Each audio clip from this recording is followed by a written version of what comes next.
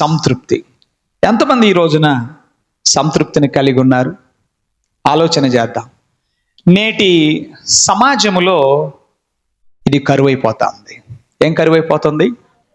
సంతృప్తి అనేది కరువైపోతుంది. ఇంకా మనం ఆలోచన చేస్తే సంతృప్తిగా జీవిస్తున్న ప్రజల సంఖ్య నానాటికి తరిగిపోతుంది. కరువైపోతుంది, తరిగిపోతుంది. ఏం తరిగిపోతుంది?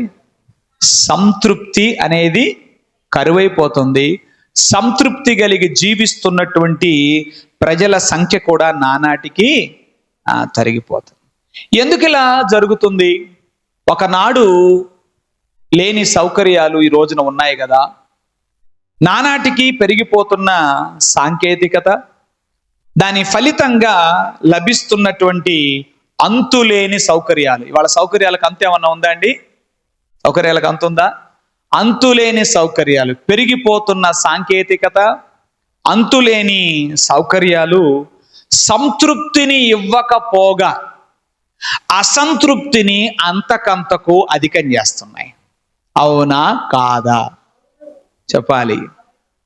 అవునా?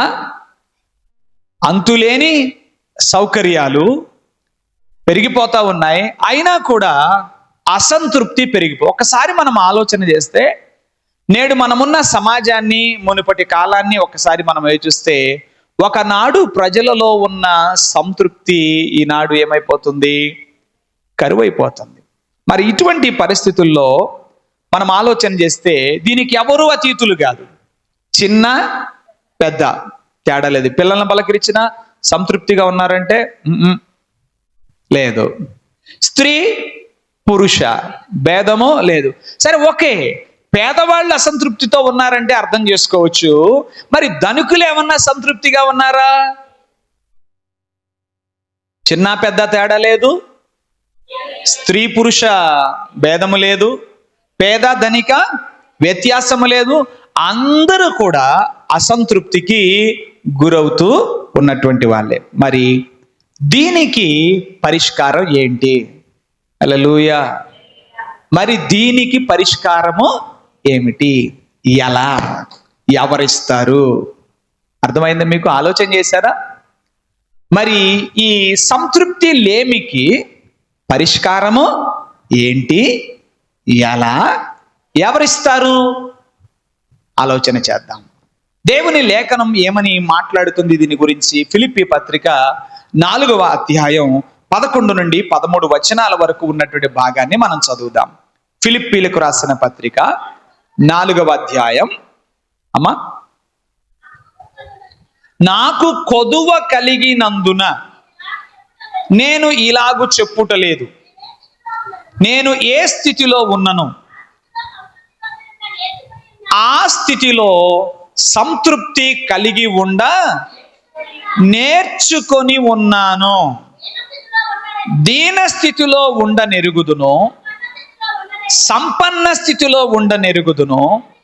ప్రతి విషయములోనూ అన్ని కార్యములలోనూ కడుపు నిండి ఉండుటకు, ఆకలి కొని ఉండుటకు, సమృద్ధి కలిగి ఉండుటకు, లేమిలో ఉండుటకు నేర్చుకొని ఉన్నాను. నన్ను బలపరచు వాని యందే నేను సమస్తము చేయగలను. ఒకసారి మనం చదివినటువంటి ఈ వచనాలన్నిటినీ గమనిస్తే 11, 12, 13 ఈ వచనాలను గమనిస్తే 2 పర్యాయాలు ఒక మాట మనకు కనబడుతుంది. అదేమిటంటే నేర్చుకొని ఉన్నాను. చూద్దామా ఒకసారి? ఏమనుందండి? నేర్చుకొని ఉన్నాను. 2 సార్లు ఉందన్నమాట. నేర్చుకొని ఉన్నాను, నేర్చుకొని ఉన్నాను అని చెప్పి. సో మనం చదివినటువంటి ఈ మాట ఏమని సందేశాన్ని మనకిస్తుంది? సంతృప్తి అనేది చాలాసార్లు మనం ఏమనుకుంటామంటే ఎవరో ఇస్తే పొందుకునేది అని అనుకుంటాం. అర్థమైందా? సంతృప్తిని ఏమనుకుంటాం? ఎవరో ఇస్తే పొందుకునేది కాదు సంతృప్తి. సంతృప్తి అనేది ఎటువంటిదంటే మనము అభ్యసించి నేర్చుకోవలసింది సంతృప్తి. మరి మీరు ఎంతకాలం ఏమని భావిస్తూ వచ్చారో నాకు తెలియదు. సంతృప్తి అంటే ఏమనుకుంటున్నారు చెప్పాలి. పిల్లలు అనుకుంటా ఉంటారు, మా అమ్మకి మా నాన్నకి నన్ను సంతృప్తి పరచడం రాదు, వాళ్ళకి చేత కాదు, వాళ్ళు బతికుండగా చేత కాదు. ఎవరికి చెప్పాలి? ముందు పిల్లల దగ్గర నుంచి వస్తాను.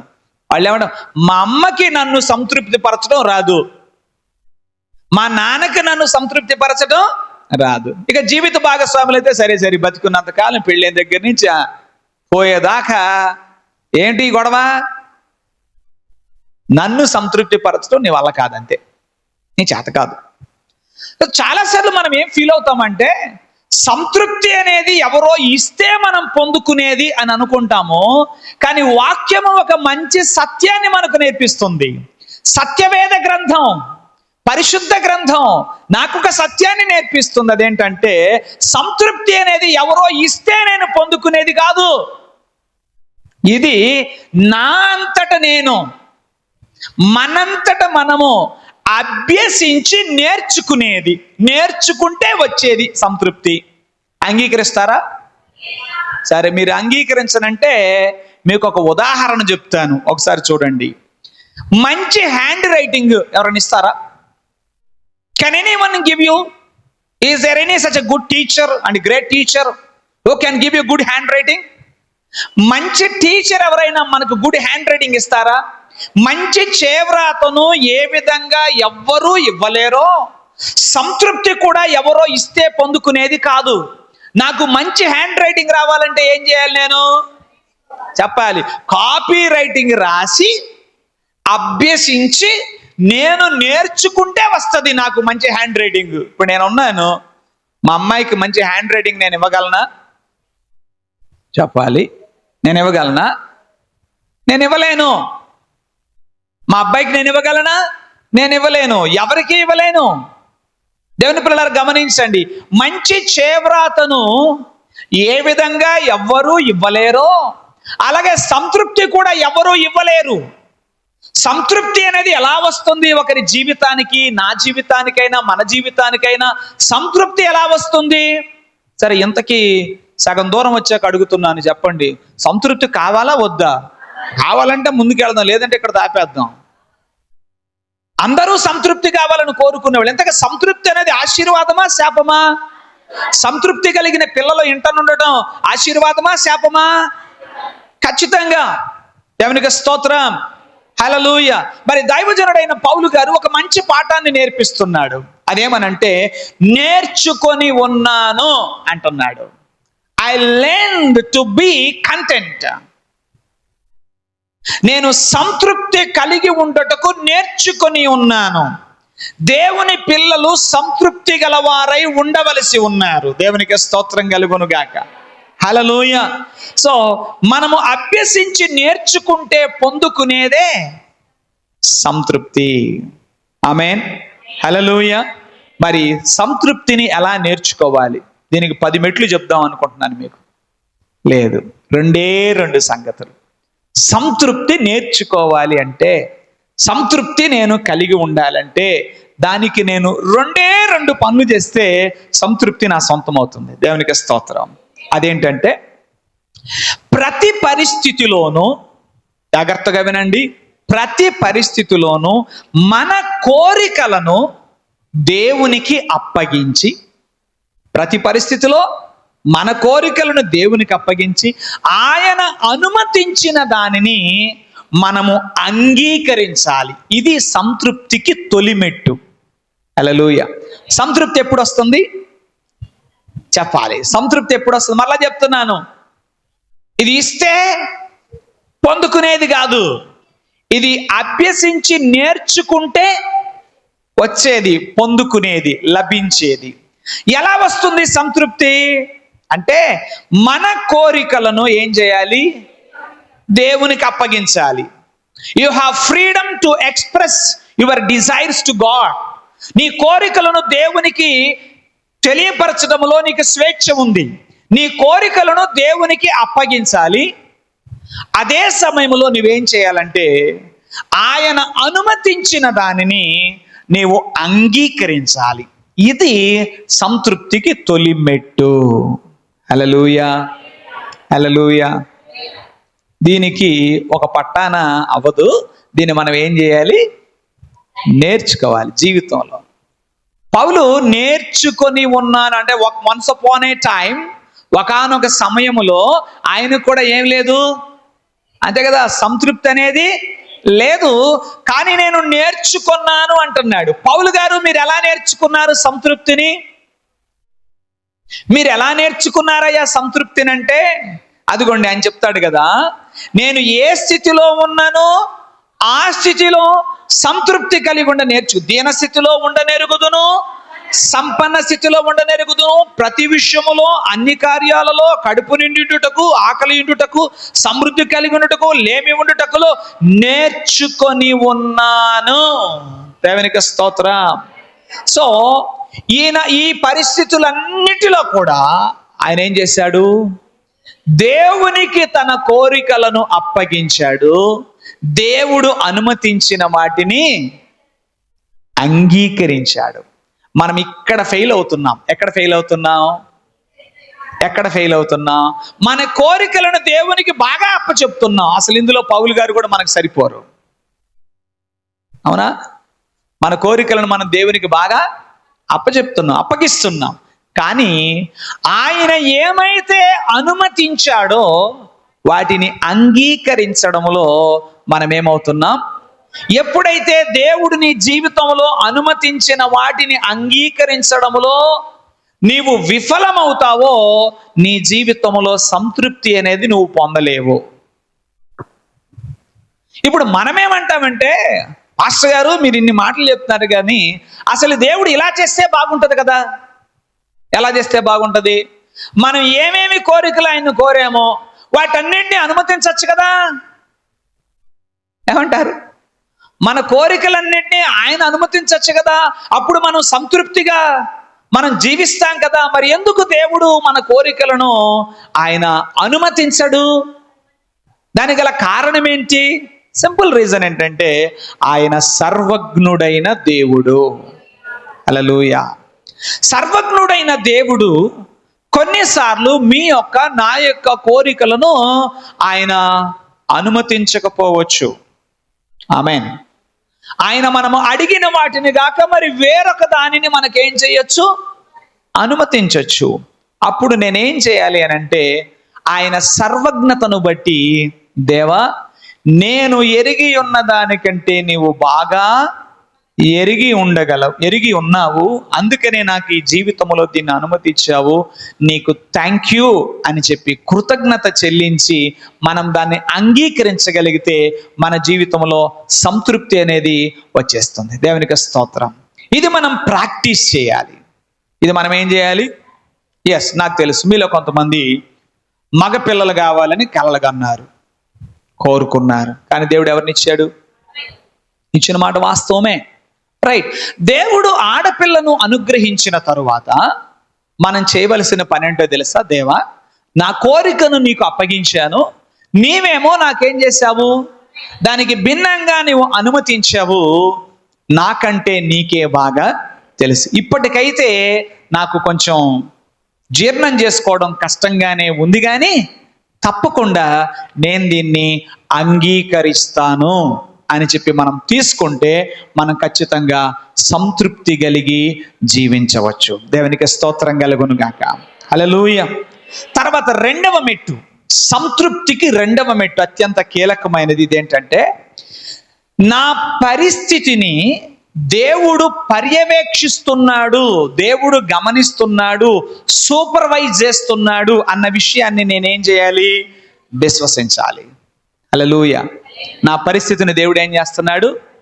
పర్యవేక్షిస్తున్నాడు. అంటే మనము అడిగిన దాన్ని దేవుడు అనుమతించకుండా వేరొక దాన్ని అనుమతించినప్పుడు మనమున్నటువంటి భిన్నమైన పరిస్థితుల్లో దేవుడు మన జీవితాన్ని ఆయన ఏం చేస్తాడంటే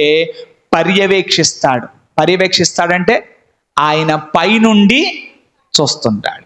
ఆయన అలా చూస్తున్నప్పుడు మనం గ్రహించాల్సిన విషయం ఏంటంటే, నా జీవితంలో ఒక పరిపూర్ణమైన ప్రణాళికను దేవుడు అమలు చేస్తున్నాడు అని విశ్వసించగలిగితే, ఏంటి, నా జీవితంలో దేవుడు ఒక సంపూర్ణమైన పరిపూర్ణమైన ప్రణాళికను అమలు చేస్తున్నాడు అని గాని మనం విశ్వసించగలిగితే, ఆయనపై పూర్తిగా మనం ఆధారపడతాం. ఖచ్చితంగా మనము ఆనందాన్ని అనుభవిస్తాం, సంతృప్తి మన సొంతం అవుతుంది. రెండు పనులు. ఆమేన్. ఏంటా రెండు? మొదటిది, కోరికలను దేవునికి అప్పగించడం, దేవుడు అనుమతించిన వాటిని అంగీకరించడం. రైట్. రెండవది, నీవు ఒక ప్రతికూల పరిస్థితిలోనే ఉండుంటావు, నువ్వు ఒక కష్టతరమైన పరిస్థితిలోనే ఉండుంటావు. దేవుడు నా కొరకు, నా పక్షంగా నేను ఎదుర్కొంటున్న నా ప్రతి పరిస్థితిని ఆయన సూపర్వైజ్ చేస్తున్నాడు, హీఈస్ లుకింగ్ ఆఫ్టర్ అనేటువంటి విషయాన్ని కానీ నేను గ్రహిస్తే, నేను ఆయన మీద ఏం చేస్తాను? పూర్తిగా ఆధారపడతాను, ఆయన నమ్ముతాను, ఆయన్ని విశ్వసిస్తాను. అంటే ఒక రకంగా చెప్పాలంటే సమర్పణ చెప్పాలి. ఏమేం కావాలి? సమర్పణ, నమ్మిక. ఈ రెండు మన జీవితంలో కానీ కలిగి ఉంటే మనం నిశ్చయంగా ఏం కలిగి ఉండొచ్చు? సంతృప్తిని కలిగి ఉండొచ్చు. ఏం తెస్తా చెప్పండి? సమర్పణ, నమ్మిక. ఈ రెండు మనకు సంతృప్తిని అనుగ్రహిస్తాయి. ఈ రెండు లేకపోతే సంతృప్తిని కలిగి ఉండడం అనేది అసాధ్యం. దేవుని పిల్లలారా, ఒకసారి మనం ఆలోచన చేద్దాం. ఇప్పుడు నేను కొన్ని ప్రశ్నలు అడుగుతాను, నాకు జవాబు చెప్పండి. సంతృప్తి గలవారు సమాజానికి ప్రయోజనకారులు, కుటుంబానికి ప్రయోజనకారులు. అసంతృప్తి గలవారు ప్రమాదకరులు. ఎవరు చెప్పండి? కుటుంబానికైనా సమాజానికైనా అసంతృప్తి గలవారు ఎట్లా తయారవుతారు? సమాజానికి చెప్పాలి, ప్రమాదకరంగా పరిణమిస్తారు. సంతృప్తి అనేది మనకు ప్రయోజనాన్ని కలిగించడమే కాదు, నేను సంతృప్తి కలిగి ఉంటే నా వలన నా కుటుంబం ప్రయోజనం పొందుతుంది, నా వలన నా సమాజం ఏమవుతుంది? ప్రయోజనము పొందుతుంది. సో దేవుడు ఆయన పిల్లలైన వారు ఈ లోకములో ప్రయోజనకారులుగా ఉండాలనుకుంటున్నాడా, ప్రమాదకరులుగా ఉండాలనుకుంటున్నాడా? మీరు చూడండి, టెర్రరిస్ట్ గుంపులను మీరు పలకరించండి, నక్సలైట్లను పలకరించండి, వాళ్ళు ఎందుకు అలా తయారయ్యారంటే అసంతృప్తి. దేని పట్ల అసంతృప్తి? వ్యవస్థ పట్ల అసంతృప్తి, సమాజము పట్ల అసంతృప్తి. ఆ అసంతృప్తి జ్వాలలు ఎగసిపడుతూ వాళ్ళు సమాజానికి ఎలా పరిణమించారు? ప్రమాదకరులుగా వారు పరిణమించారు. దేవుడు తన పిల్లలైన మనం అందరము కూడా ప్రమాదకరులుగా ఉండాలని కాదు, ప్రయోజనకరులుగా ఉండాలి అని ఆయన కోరుకున్నాడు. హల్లెలూయా, హల్లెలూయా, దేవునికి స్తోత్రం, హల్లెలూయా. ఇంకొక విషయం, అసంతృప్తితో ఉన్నవారు జీవితంలో ఏమీ పొందలేరు, వాళ్ళేమీ పొందలేరు. సంతృప్తి గలవారే దేన్నైనా పొందగలరు, వారు ఆశీర్వదించబడగలరు. దేవునికి స్తోత్రం కలుగును గాక. హల్లెలూయా. మీకు అందరికీ తెలుసు కదా, ఇశ్రాయేలుల అరణ్య యాత్ర గురించి పరిచయం లేని వాళ్ళు ఎవరున్నారు? దేవుడు ఐగుప్తు దేశములో నుండి వారిని బయటకు నడిపించిన తరువాత వారు 40 ఏళ్ల పాటు దేన్ని వెళ్ళగక్కారు చెప్పండి? ఏం వెళ్ళగక్కారండి? అసంతృప్తిని వెళ్ళగక్కారు. అసంతృప్తిని వెళ్ళగక్కి వాళ్ళకు వాళ్ళు నాశనాన్ని తెచ్చుకున్నారు. ఆ అసంతృప్తి గల వారు ఇతరులకు కూడా ఏం తెచ్చిపెట్టారు? నాశనాన్ని తెచ్చిపెట్టారు. నాయకత్వం పట్ల అసంతృప్తి. ఏమండి? లభిస్తున్నటువంటి వనరుల పట్ల అసంతృప్తి. అంటే ఒక రకంగా అసంతృప్తి గల వ్యక్తులు ఎవరైనా వారు తమ్మును తామే నాశనం చేసుకుంటున్నారు. తమను తాము నాశనం చేసుకుంటూ వారు మరొకరిని కూడా ఏం చేస్తున్నారు? నాశనం చేస్తున్నారు. మరి ఈ రోజున మనం ఆలోచన చేద్దాం, ప్రభువా నాలో ఉన్న అసంతృప్తిని తొలగించు. సంతృప్తి ఒకటి ఆయన నేర్పిస్తాడు. మీరు చూడండి, నన్ను బలపరచు వాని యందే నేను సమస్తమును చేయగలను. అంటే పౌలు గారు ఏం చేస్తున్నాడు? Yes, there are some things, కొన్ని విషయాలు ఉన్నాయి, ఆయన కొంచెం కొరత ఇబ్బంది కలిగిన పరిస్థితులు ఉన్నాయి. కానీ ఆయన ఏం చేస్తున్నాడు? రెండో మెట్టు ఏంటి? రెండో మెట్టు, నా జీవితంలో ప్రతి పరిస్థితిని దేవుడు ఏం చేస్తున్నాడు? పర్యవేక్షిస్తున్నాడు. ఆయన పరిపూర్ణమైన ప్రణాళికను ఆయన ఏం చేస్తున్నాడు? అమలు పరుస్తున్నాడు అన్న విషయాన్ని గుర్తుపెట్టుకుంటే మనం ఆయన మీద ఏం చేస్తాం? ఆధారపడతాం. దేవునికి స్తోత్రం. హల్లెలూయా. ఏమండి, మన్నా ఏంటి? మన్నాను గురించి వాళ్ళు ఏం వ్యక్తం చేశారు? మన్నాను గురించి వాళ్ళు ఏం వ్యక్తం చేశారు? ఇదేమి, ఇది తప్పితే ఈ మన్నా తప్ప, చెప్పండి, ఈ మన్నా తప్ప మరేమీ మాకు లేదు, ఇది తప్పితే మాకు ఇంకేమీ లేదు అంటూ అసంతృప్తితో వాళ్ళు మాట్లాడినట్టుగా మనం చూడగలుగుతాం. కానీ వాళ్ళు ఏం గ్రహించలేకపోయారు? మేము అరణ్యంలో ఉన్నాం, ఈ అరణ్యములో ఇది మాకు తగిన, చెప్పండి, తగిన ఆహారము అని చెప్పి వాళ్ళు చక్కగా దేవునికి కృతజ్ఞతాస్తుతులు చెల్లించి పుచ్చుకుంటే బాగుండేది. ఏమండి, అలాగే కనాను దేశాన్ని వేగుచూచి వచ్చిన తర్వాత ముందుకు సాగిపోదామంటే వాళ్ళు ఏం చేశారు? అసంతృప్తిని వ్యక్తం చేశారు. ఎందుకు అసంతృప్తి? అసలు ఈ ఆయుధాలతోనా? ఏ ఆయుధాలతో చెప్పండి? ఈ ఆయుధాలతోనా మనం యుద్ధానికి వెళ్ళి జయం పొందేది? నో నో నో, ఇది సాధ్యం కాదు, ఇది వల్ల పడదు అని చెప్పి వాళ్ళు అసంతృప్తిని వెళ్ళగక్కారు. కానీ దావీదు గొల్యాతు మీదకి వెళ్ళినప్పుడు ఏం చేశాడు చెప్పండి? ఇవి చాలును. ఏం చాలు అనుకున్నాడు? నాకు ఈ డాలు చాలు, చెప్పండి, నాకు ఈ రాళ్ళు చాలు, ఇవి చాలును, వీటితో నేనేం చేయగలను?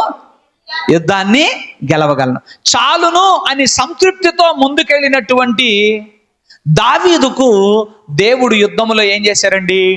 జయమిచ్చాడు. హల్లెలూయా, హల్లెలూయా. యెహోషువ అలాగే కాలేబులు వాళ్ళ మాటల్లో సంతృప్తి కనబడుతుంది. ఒకసారి సంఖ్యాకాండం మనం తీద్దాం. సంఖ్యాకాండంలో ఉన్నటువంటి మాటను మనం చదివితే వారు వ్యక్తం చేసిన మాటల్లో మీరు సంతృప్తిని చూడగలరు. ఆ సంతృప్తి గలవారే వాళ్ళు చక్కగా ఏం చేశారు? స్వతంత్రించుకున్నారు. 13వ అధ్యాయములో 30వ వచనాన్ని మీరు చదువుదాం. 30వ వచనాన్ని తీసి చదవండి. కాలేబు మోషే ఎదుట జనులను నిమ్మళపరిచి, మనము నిశ్చయముగా వెళ్ళుదము, దానిని స్వాధీనపరచుకొందుము, దానిని జయించుటకు, చెప్పండి, ఇది సంతృప్తి గలవారు మాట్లాడే మాట, అసంతృప్తి గలవారు మాట్లాడే మాట.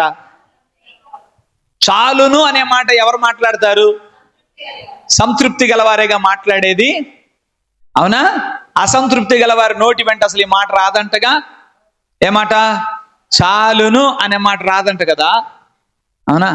ఎవరికో 3 కూతుర్లు 2 కూతుర్లు ఉన్నారట, జలగకంట. ఏంటంట కూతుర్లు? ఇమ్ము ఇమ్ము అనే కూతుర్లు ఉన్నారట. అలాగే ఇవాళ అసంతృప్తి జ్వాలలు సమాజంలో ఎగిసిపడతా ఉన్నాయి. అంతులేని సౌకర్యాలు పెరిగిపోతున్నాయి, సాంకేతిక పెరిగిపోతుంది, కానీ ఏమవుతుంది? అసంతృప్తి. కానీ ఇక్కడ యెహోషువ కాలేబులు ఏమన్నారు చెప్పండి? మీరు ఒక మాట ఆలోచించండి. యెహోషువ కాలేబులకి సంతృప్తి ఎక్కడి నుంచి వచ్చిందండి? ఎవరిచ్చారు అది? They learned to be content. సంతృప్తి కలిగి ఉండుటకు వాళ్ళు నేర్చుకున్నారు. యెహోషువ గారు, మీరు ఎలా చెప్పగలుగుతున్నారు చాలును అనే మాట అంటే? ఆయన అంటాడు, నాకు బాగా జ్ఞాపకం. ఏం జ్ఞాపకం?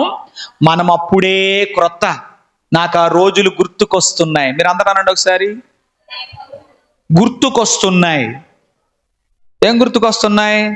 ఒకే గదిలో, చెప్పండి, అన్నీ కూడా చక్కబెట్టుకున్న రోజులు ఇవాళ చాలా మందికి గుర్తు రావడంలే. అందుకనే ఏమొస్తుంది చెప్పండి?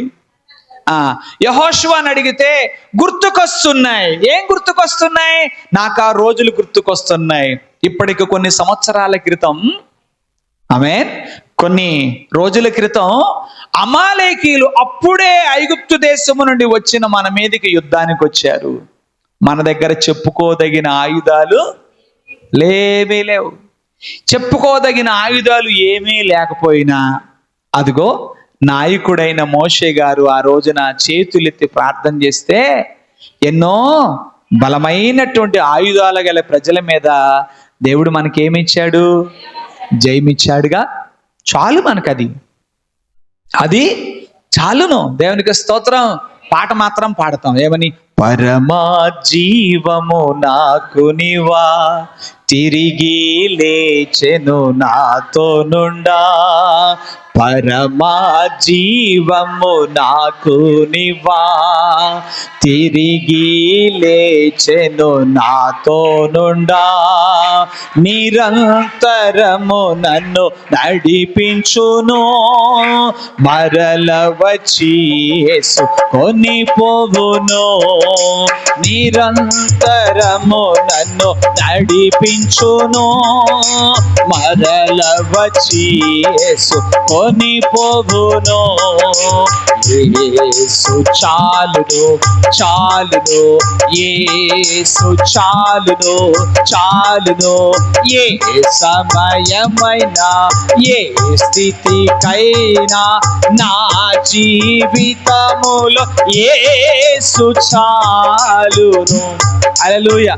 మరలా పాడటానికైతే ఓకే, పాటించడానికైతే నో. పాడటానికైతే ఓకే, పాటించడానికి అది ఎలా కుదురుతుంది? ఒకవైపు ఏమన్నా ఏ సమయమైనా ఏ స్థితికైనా నా జీవితంలో యేసు చాలును అంటున్నావు, కానీ మరి నీ జీవితంలో అసంతృప్తికి ఎందుకు చోటు దొరుకుతుంది? దానికి గల కారణం ఏంటంటే నీ జీవితంలో ఈ రెండు లేవంటే ఒప్పుకుంటావా? సమర్పణ లేదు, నమ్మిక లేదు. నమ్మిక ఉంటే దేవునికి స్తోత్రం, దేవుడు నా జీవితాన్ని పర్యవేక్షిస్తున్నాడు, నా కష్టాన్ని ఆయన చూస్తున్నాడు, నా ఇబ్బందిని చూస్తున్నాడు, నా దుఃఖాన్ని ఆయన చూస్తున్నాడు. ఖచ్చితంగా ఆయన నా విషయమై జోక్యము చేసుకుంటాడు. ఈ కష్టమును కూడా దేవుడు ఎలా మలుచుటకు సమర్థుడు? మేలుగానే ఆయన మలుస్తాడు. దేవునికి స్తోత్రం కలుగునుగా. అలాగానే మనం విశ్వసించగలిగితే మనము సంతృప్తిని కలిగి ఉండవచ్చు. ఇప్పుడు నాకు చెప్పండి, అసంతృప్తి గలవారు సొంతం చేసుకున్నారా వాగ్దాన భూమిని? సంతృప్తి గలవారు సొంతం చేసుకున్నారా? సంతృప్తి గలవారే సొంతం చేసుకున్నారు. ఏమండి, 20 లక్షల మంది ప్రజలలో ఇద్దరేనా అండి సంతృప్తి గలవారు తేలింది? ఇద్దరేనా? ఇక ఎవ్వరు కూడా సంతృప్తి గలవారుగా లేరు. నిజమే, ఈనాడు సమాజంలో కూడా ఎక్కడ చూసినా అసంతృప్తి రాజ్యమేలుతుంది.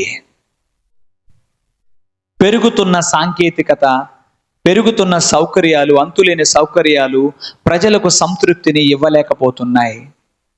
అవి ఇవ్వలేకపోతున్నాయి అని మనం ఆశ్చర్యపడాల్సింది కూడా లేదు.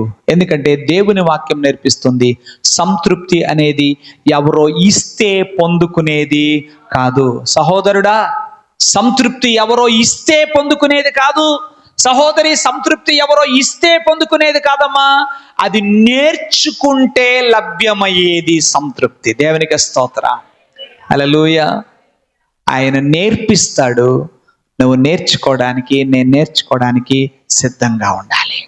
పౌలు అన్నాడు, నేను నేర్చుకొని ఉన్నాను, ఆయన బలవంతుడు. హల్లెలూయా, హల్లెలూయా. ఆయన అలా నేర్పిస్తాడు. ద్వితీయోపదేశకాండం 8వ అధ్యాయంలో కూడా మనం చూసినప్పుడు ఆయన నేర్పించాడు అనే విషయాన్ని మనం చూస్తాం. 8వ అధ్యాయంలో ద్వితీయోపదేశకాండం ఆ మన్నాతో వారిని పోషిస్తూ వారి హృదయములో ఉన్నదంతా కూడా శోధించి అని తెలుసుకోవడానికని మనం చూస్తాం. ద్వితీయోపదేశకాండం 8వ అధ్యాయం 2వ వచనం, మరియు నీవు ఆయన ఆజ్ఞలను గైకొందువో లేదో నిన్ను శోధించి నీ హృదయములో ఉన్నది తెలుసుకొనుటకు నిన్ను అణుచు నిమిత్తం అరణ్యములో ఈ 40 సంవత్సరాలు నీ దేవుడైన యెహోవా నిన్ను నడిపించిన మార్గం అంతటిని జ్ఞాపకము చేసుకొను.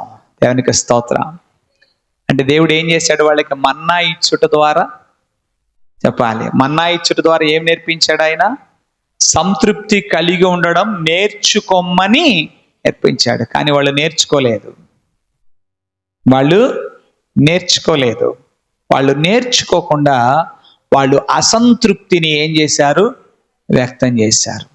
దేవుని పిల్లలారా, ఒకసారి మనం ఆలోచన చేద్దాం. మన జీవితాల్లో దేవుడు సంతృప్తి కలిగి నేర్చుకొనమని చెప్తున్నప్పుడు అది నేర్చుకొనుట మనకు మేలు, అది మన జీవితానికి ప్రయోజనకరం. ఆమేన్. అది మన సమాజానికి ప్రయోజనకరం. ఈ మధ్య వైద్యులు కూడా చెప్తున్న ఒక మాట ఏంటంటే, వారి వైద్య శాస్త్ర పరిశోధనలలో అనేక రకములైన అనారోగ్యములకు మూలము అసంతృప్తి అని. ఏంటి? అనేక అనారోగ్యములకు మూలము ఏంటంట? అసంతృప్తి కూడా ఒక కారణం. దేనికి? మనుషులు అనారోగ్యము పాలవటానికి అసంతృప్తి కూడా ఒక కారణం. అంటే సంతృప్తి అనేది మనకేమిస్తుంది చెప్పండి? దీర్ఘాయువునిస్తుంది. ఆమేన్. సంతృప్తి అనేది మనకేమిస్తుంది? దీర్ఘాయువునిస్తుంది. మనకు చాలాసార్లు అదే అర్థం కాదు. ఎందుకు ఒకనాటి ప్రజలు చాలా కాలం బతికారు, ఇలా ఎందుకు బతకలేకపోతున్నారు అని మనం అనుకుంటాం. కారణం ఏంటంటే సంతృప్తి అనేది వాళ్ళు కలిగి ఉన్నారు. మరి ముఖ్యంగా దేవుని వాక్యం చెప్తుంది, దీర్ఘాయువునకు మూలం ఎవరు? దేవుడే. ఆమేన్. ఆయన మనకేం నేర్పిస్తాడు?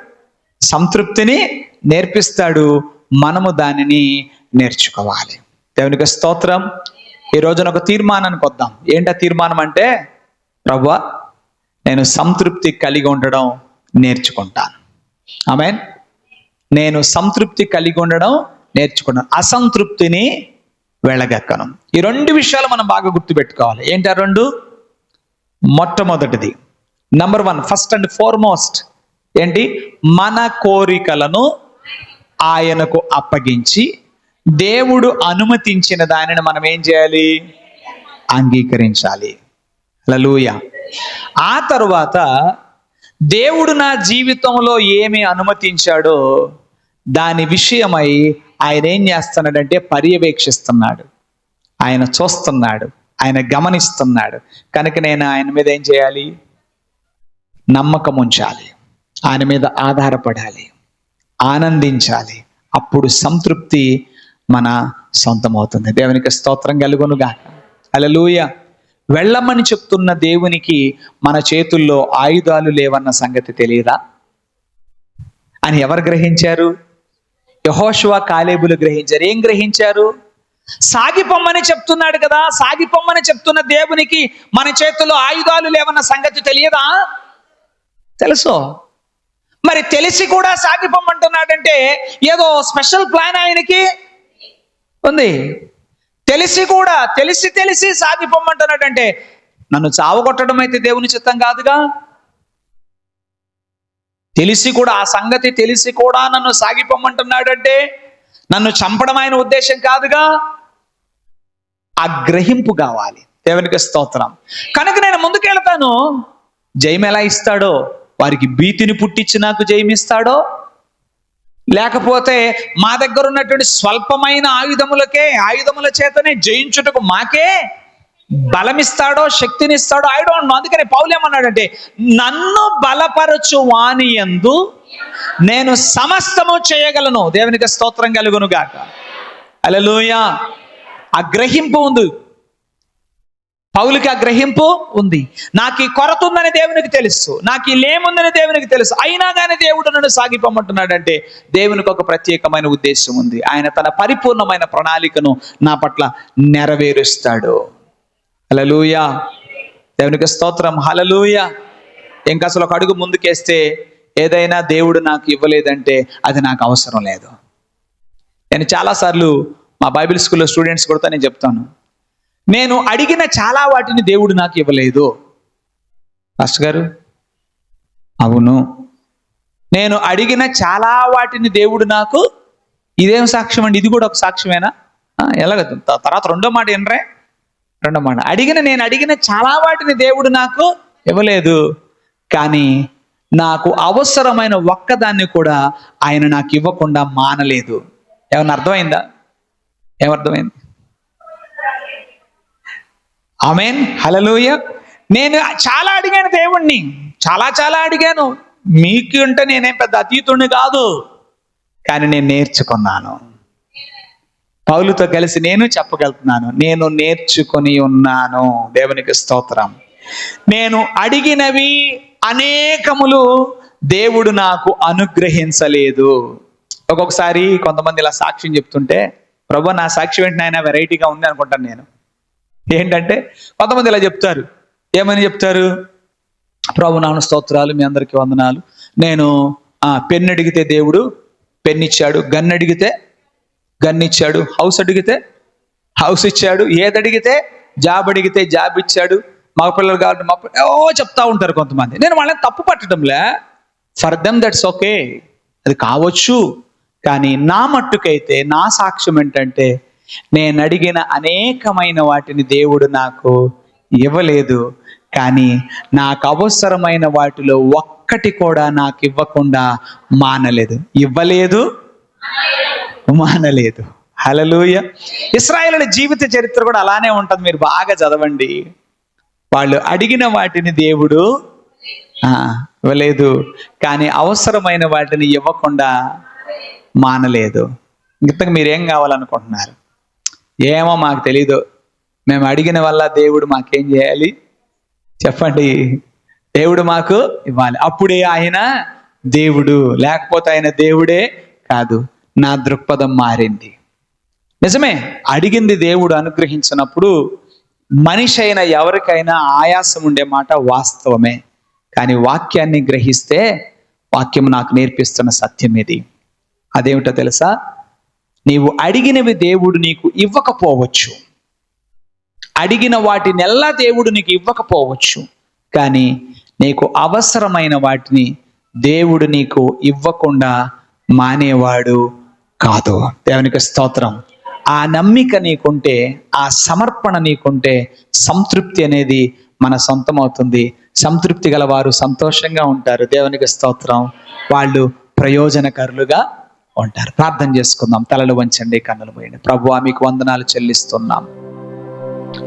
ఈరోజు నీ ఉపదేశాన్ని మాకు అందించినందుకు నీకు వందనాలయ్యా. ప్రభువా, నేడు మేమున్న సమాజంలో ఎటు చూచినా అసంతృప్తి, అసంతృప్తి, అసంతృప్తి. చిన్నలను కదిలించిన, పెద్దలను కదిలించిన, స్త్రీలను కదిలించిన, పురుషులను కదిలించిన, పేదవారిని కదిలించిన, ధనికులను కదిలించిన, ఎక్కడ చూచినా అసంతృప్తి జ్వాలలు ఎగసిపడతా ఉన్నాయి. మనుషులు తాము కలిగున్న అసంతృప్తిని బట్టి తమకై తాము నష్టము, నాశనము కలుగు చేసుకోవడం మాత్రమే కాకుండా మరనేకులకు వారి వలన సమాజంలో నష్టము వాటిల్లటం మేము చూడగలుగుతున్నాం తండ్రి. ప్రభువా, సంతృప్తి గలవారు వారు ప్రయోజనకరులు అని మాకు నేర్పించారు. దైవజనుడైన పౌలు గారు సంతృప్తి కలిగి నేర్చుకొని ఉన్నాను అన్నాడు. ప్రభువా, మాకును అట్టి నేర్చుకునే బుద్ధిని దయచేయమని ప్రార్థన చేస్తున్నాం. ఎవరో ఇంతకాలం మేము భావిస్తూ వచ్చాం సంతృప్తి అనేది ఎవరో ఇస్తే పొందుకునేది అని, కానీ వాక్యములో దాగి ఉన్న ఆ సత్యాన్ని మాకు వెల్లడి చేసి అది మేము నేర్చుకొనవలసిన విషయము అని మాకు తెలియపరిచినందుకు మీకు నిండు కృతజ్ఞతలు. వినిన వాక్యం మా హృదయాల్లో ఫలించుటకు, వాక్యాన్ని ఆచరణలో పెట్టడానికి మాకు సహాయం చేయండి. మీ దివ్య సన్నిధి మాకు తోడుగా నుంచి అయా మమ్మునందరినీ కూడా సంతృప్తి గల జీవులముగా ఉంచుమని వేడుకుంటున్నాం.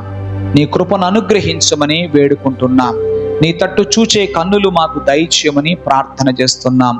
దైవజనుడైన పౌలు గారు అన్నట్లుగా వెలుచూపు వలన కాక విశ్వాసము వలననే నడుచుకొనుచున్నామని, అలా విశ్వాసము వలన నడుచుకునే కృపాభాగ్యం అందరికీ దయచేయమని నజరేయుడు యేసు నామములో ప్రార్థన చేసి బ్రతిమలాడి వేడుచున్నాము మా పరమ ప్రియ తండ్రి.